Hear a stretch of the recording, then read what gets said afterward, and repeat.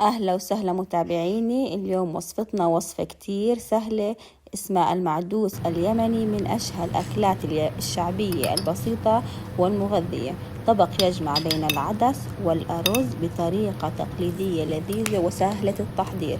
تابعوا الفيديو خطوة بخطوة لتتعلموا طريقة عمل المعدوس على أصوله. المكونات سهلة والطعم ولا أروع، مناسب للفطور ولا العشاء.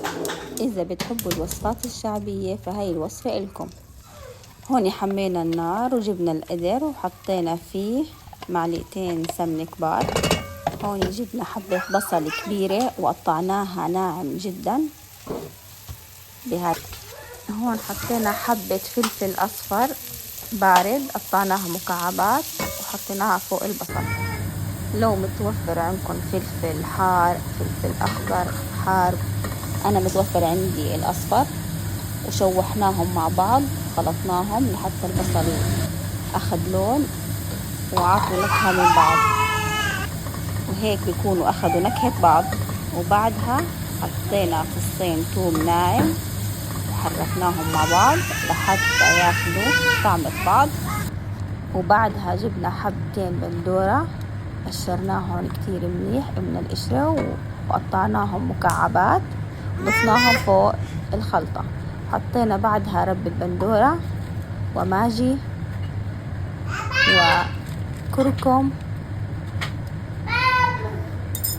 وشوية كاري، حركناهم مع بعض لحتى ياخدوا نكهة بعض. وبعدها حطينا كزبرة مغسولة ومنشفة ومقطعة. وبعدها حطينا كوب عدس أحمر، وبعدها بطاطا مكعبات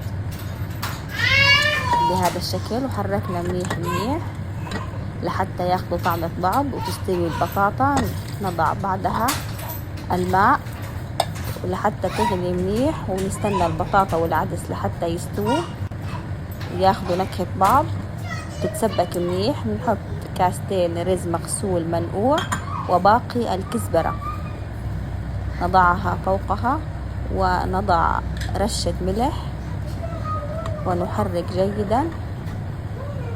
وبعدها بنظبط الملح، بنشوف كيف ملحه، وبنخلي تنشف مية الرز. وبعدها بنغطي الطبق، نستنى نص ساعة بيكون جاهز. متابعين ماما الحلوين، لا تنسوا تحطوا لايك واشتراك لأنه إحنا بنحبكم. باي، جود باي، I love you.